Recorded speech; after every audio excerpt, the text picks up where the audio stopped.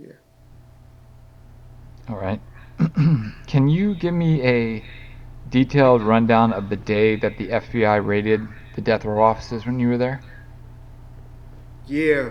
Well, death row officers got raided twice. So the time you're talking about when they raided my house, they raided Michelet's grandmother's house, and they raided death row office. So what happened on that? That's when Russell Poole,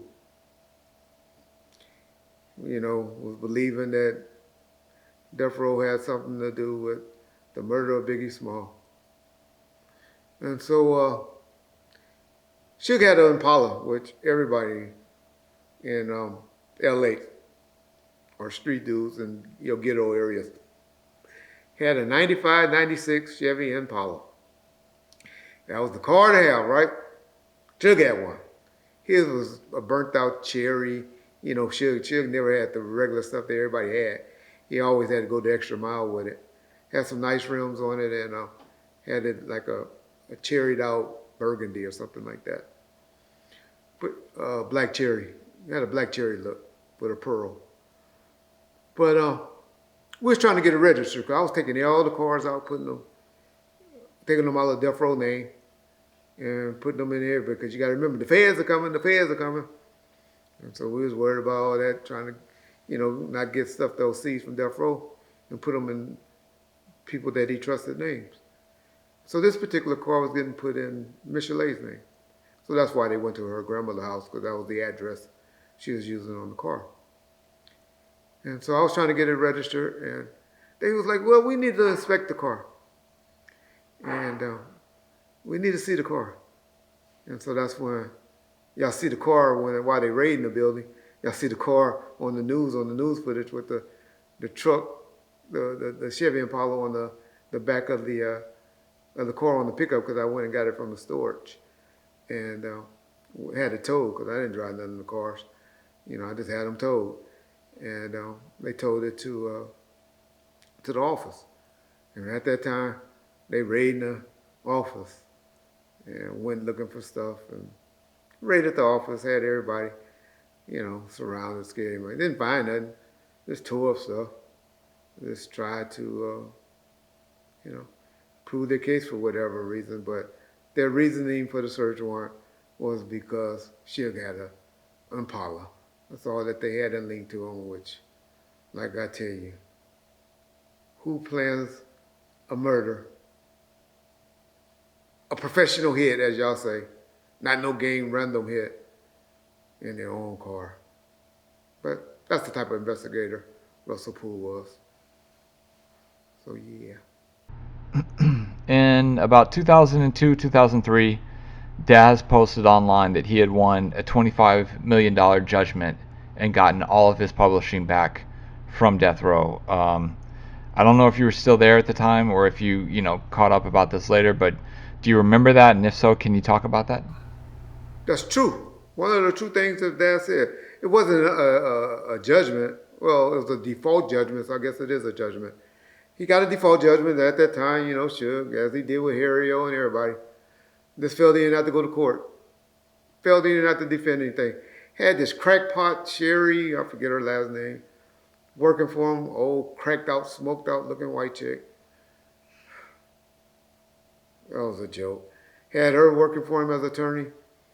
And she ended up fucking Timmy Ruth, so you know how much of a matter of fact, she's the one that got caught in the prison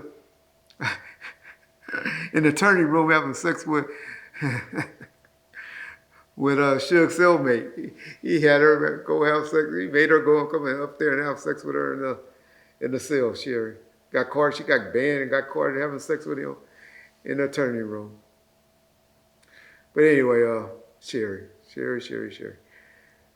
Um, but anyway, she thought she knew what she was doing, didn't know what she was doing. Her and Lamont Gibbons. Y'all ever see those two attorney names? Run, run. But Suge liked them because Suge loved playing attorney. And so they would let him practice law using his name. And as I told y'all, Suge's a marketing genius. That's it. That's all. Anything else when it comes to smarts, my brother ain't that good with. But that nigga know how to dress, make women look good, make stuff look good. Marketing, he can make you look good. He's a genius at that. One of the best that I done seen, to be honest. But yeah, um, but he was playing attorney, and it cost him. But anyway, Jazz got a default judgment because nobody dealt with it. Um, I wasn't there. I was gone. I was at American Music doing my thing there. But all they had to do was show my agreement with Daz, where I bought him out for $75,000 back in like 99, 98, and bought all his rights, gave him $75,000. And he always wondering, why I don't give him my check? Why I don't give him, yeah. Y'all gonna learn one day why nobody getting their publishing checks and stuff. Because they forget they did all the buyouts. But he was bought out, and that's all they had to show, and they wouldn't have got that judgment. But Daz didn't get no money. Y'all can look at the house that nigga living in Atlanta and see, he ain't got no 24, you got $25 million back in the day. You don't live like that, bro. That ain't how you live when you touch $25 million at one time. But Daz didn't get no money. That got dismissed in the bankruptcy. That was one of the claims that got dismissed. Just like Ariel claim got dismissed. Only ones that made money off of the death row judgment was the receiver, the attorneys, and E1 Entertainment. Sharitha got a little, because she had some claims for her divorce settlement, but she's not happy, I'm sure, because she got claims still to this day, because you don't dismiss child support payments and stuff like that. That's owed to her.